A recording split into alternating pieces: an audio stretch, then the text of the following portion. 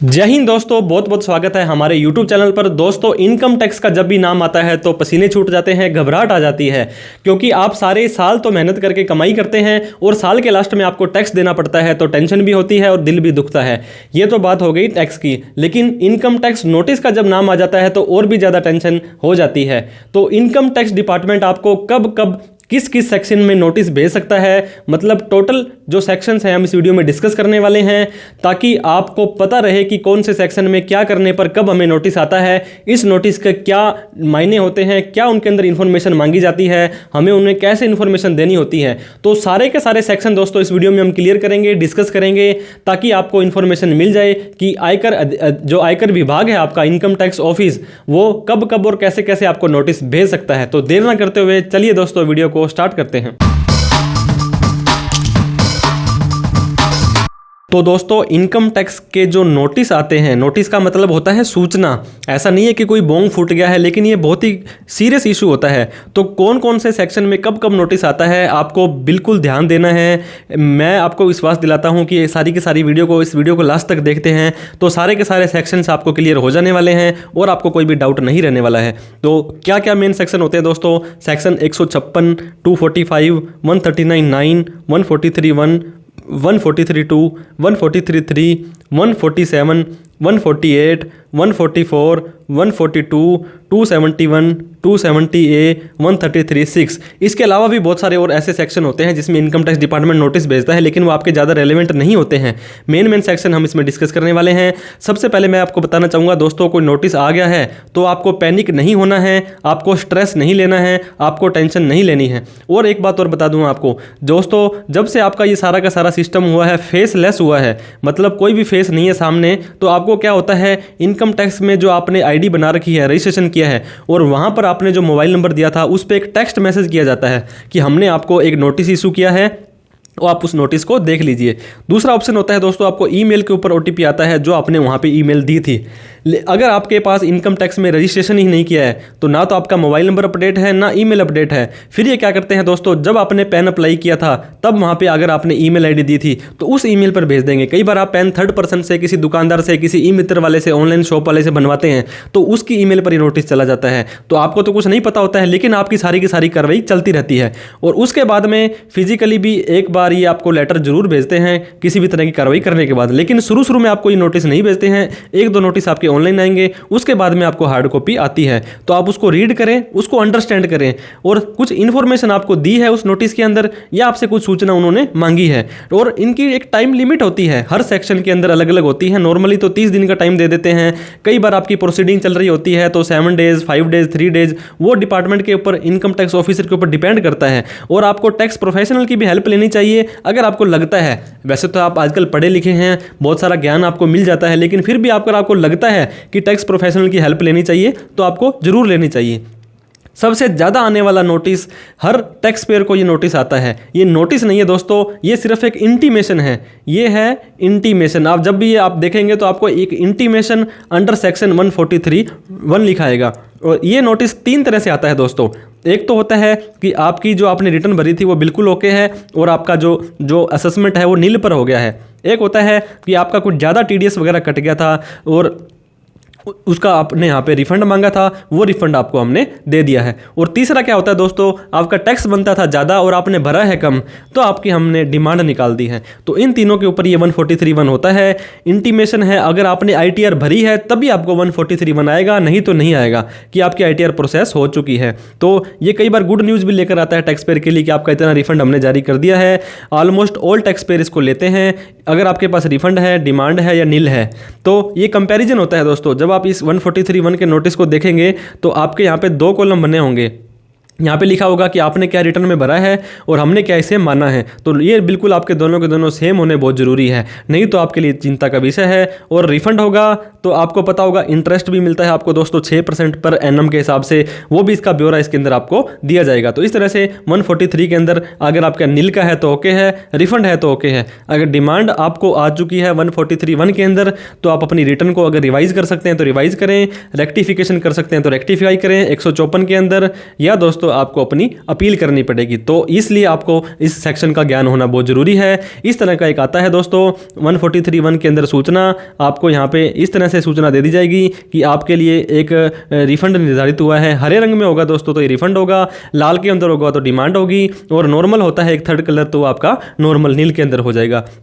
अब दूसरा जो नोटिस दोस्तों आता है आपको सेक्शन 139(9) के अंदर आता है। ये डिफेक्टिव रिटर्न का नोटिस है दोस्तों, कि आपने अपनी एक इनकम टैक्स की रिटर्न भरी थी और वहाँ पे कुछ कमी निकली है। कमी इन द सेंस आपने मिसमैच कर दिया, अपनी ITR के अंदर AS/TS से डाटा जो है वो मैच नहीं किया। तो यहाँ पे नॉर्मली आपको 15 दिन का टाइम दिया जाता है कि इस 15 दिन में आप अपनी डिफेक्ट सही कर लीजिए, नहीं तो इस रिटर्न को हम ऑलरेडी या पूर्ण रूप से डिफेक्टिव डिसाइड कर देंगे और ये माना जाएगा कि आपने रिटर्न नहीं भरी है। ये भी नोटिस तभी आएगा जब आपने ITR भरी होगी, क्योंकि ITR भरेंगे तभी तो आपकी ITR डिफेक्टिव होगी, अदरवाइज कैसे हो जाएगी। ये का मतलब है कुछ आप भूल गए हो, कुछ आपने मिस्टेक कर दी है। AO असेसिंग ऑफिसर या CPC जो होता है आपका बेंगलुरु वाला, वो 15 दिन का आपको टाइम देता है कि आप अपनी मिस्टेक सही कर लीजिए, अदरवाइज आपकी रिटर्न इनवैलिड हो जाएगी, आपने कोई रिटर्न नहीं भरी है। तो इसके अंदर डिफेक्ट भी बताया जाता है, और मजे की बात देखो दोस्तों, उसका सोल्यूशन भी बताया जाता है। इसमें आपको बता दिया जाएगा कि आपका AS/TS से डाटा मैच नहीं हो रहा है, और वो बोल देंगे कि आप अपना डाटा मैच कर लीजिए। तो इस तरह से डिफेक्टिव नोटिस में आपको सोल्यूशन भी दिया जाता है। इस तरह से आएगा इंपॉर्टेंट रेक्टिफाई द डिफेक्ट, आपकी रिटर्न में कोई कमी थी उसको डिफेक्ट कीजिए। ये सारी की सारी इन्फॉर्मेशन आपको मेल पर भी आ जाती है, और ये टेक्स्ट मैसेज भी भेजते हैं, आपके ऑनलाइन पोर्टल पर भी शो हो जाती है। इसके बाद में सेक्शन 245 का नोटिस भी किसी व्यक्ति को ना आए, हम तो कहते हैं भगवान करे। असेसिंग ऑफिसर के पास पावर है एडजस्ट करने का रिफंड। दोस्तों फॉर एग्जाम्पल अभी आपका जो असेसमेंट ईयर 24-25 चल रहा है, इसमें आपने क्या किया, आपने रिफंड मांगा 10,000 रुपए, लेकिन इससे पहला जो असेसमेंट ईयर था 2020-21, इसमें आपकी 5,000 रुपए की पुरानी डिमांड खड़ी थी। आपको नहीं पता, लेकिन आपके इंटीमेशन में आई थी, आपने ध्यान नहीं दिया। तो इनकम टैक्स डिपार्टमेंट क्या करेगा, पहले इस 5,000 रुपए को अपने पैसे में काटेगा और बचा हुआ 5,000 रुपए आपको रिफंड देगा। तो ये सेक्शन 245 का नोटिस आपको, ये भी एक तरह से इंटीमेशन ही होता है। Any tax demand that is outstanding from the tax payer, ये इंटीमेशन नोटिस है, ऑफसेट करता है पेंडिंग टैक्स को, previous adjustment against current year.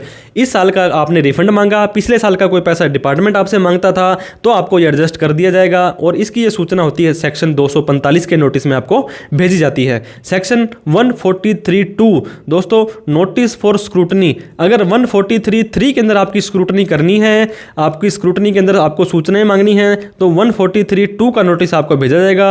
अगर ITR फाइल हुई है तभी 143(2) का नोटिस आएगा।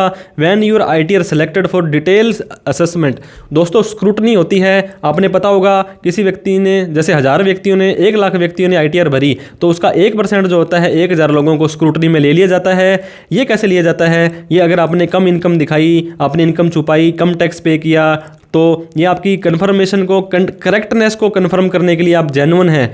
ये नॉर्मली तो आपका CPC होता है बेंगलुरु, क्योंकि आपको पता होगा बहुत ही डिजिटल और हाईटेक हो चुका है इनकम टैक्स डिपार्टमेंट का सिस्टम। तो कंप्यूटर से ही आपकी जो 143 की स्क्रूटनी जो होती है 143(2) में आपको नोटिस भेज के आपसे इन्फॉर्मेशन वगैरह मांगी जा सकती है। अब 143(3) मैंने आपको बताया, ये आपका जजमेंट ऑफ स्क्रूटनी है।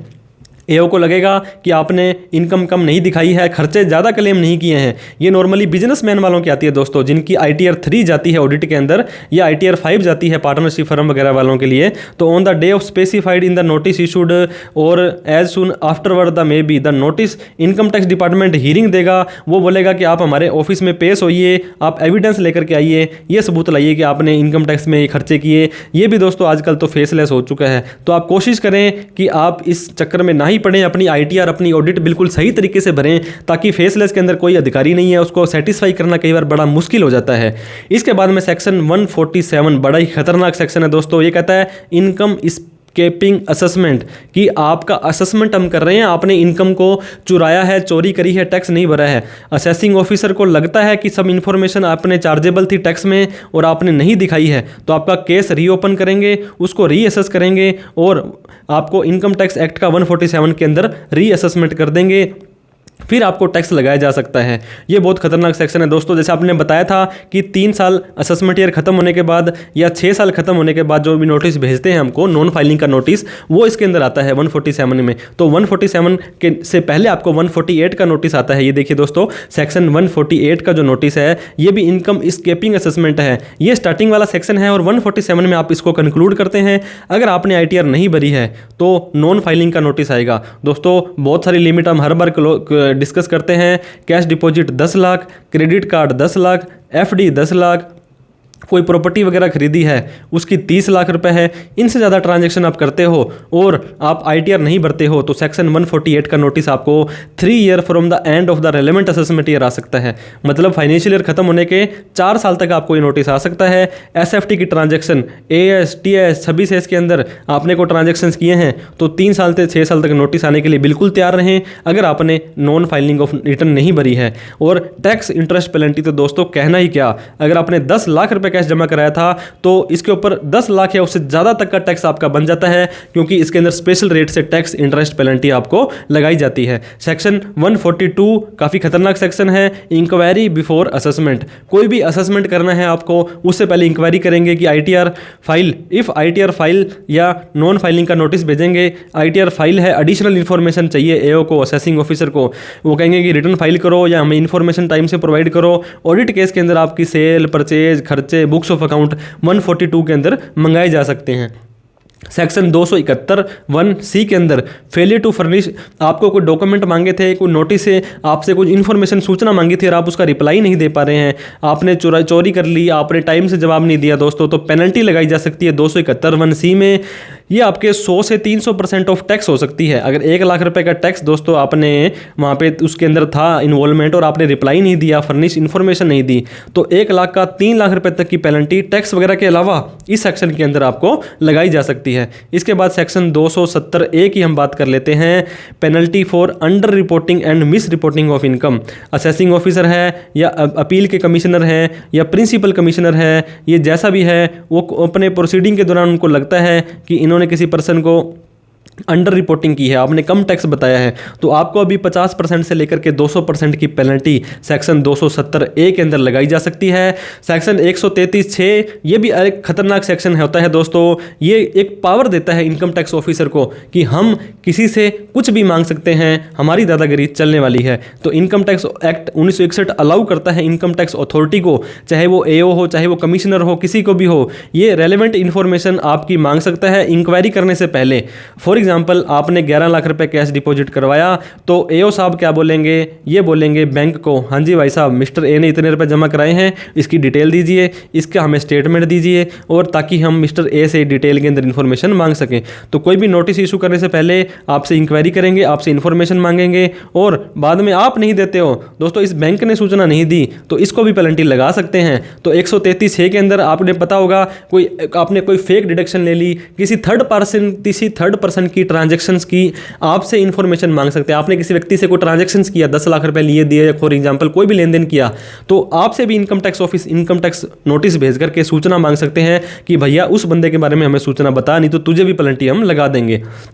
सेक्शन 144 दोस्तों, धारा 144 तो ना ही लगे तो बढ़िया है, क्योंकि ये होता है बेस्ट जजमेंट असेसमेंट कि बेस्ट का मतलब बहुत बढ़िया, जजमेंट का मतलब मुझे लगा, मेरे विवेक ने कहा और असेसमेंट आपका कर दिया एओ ने। एओ का बेस्ट जजमेंट कब होगा दोस्तों, जब गवर्नमेंट को बेनिफिट होगा, जब इनकम टैक्स डिपार्टमेंट को बेनिफिट होगा, जब बहुत सारा टैक्स लगाया जाएगा, इंटरेस्ट लगाया जाएगा, पेनल्टी लगाई जाएगी, तो ये बेस्ट जजमेंट असेसमेंट होता है दोस्तों। ये एक्स पार्टे होता है कि कोई सामने वाला व्यक्ति आया ही नहीं है, क्योंकि जब भी असेसमेंट होता है तो 2 व्यक्ति होते हैं, एक व्यक्ति आईटीआर भरेगा, फिर इनकम टैक्स डिपार्टमेंट में जाएगी, फिर कोई सूचना मांगेगा, फिर ये रिप्लाई देगा, इस तरह से चलता रहता है। लेकिन इसके अंदर क्या होता है, कोई रिस्पॉन्स आपने दिया ही नहीं या टाइम से नहीं दिया और आपने रिटर्न भी नहीं भरी और आपने 143(1), 143(2) किसी का भी रिप्लाई नहीं दिया, आपको अपॉर्चुनिटी दी गई थी, बार बार मौका दिया गया था, भाई साहब आप अपना जवाब दे दो, नहीं तो हम 144 कर देंगे।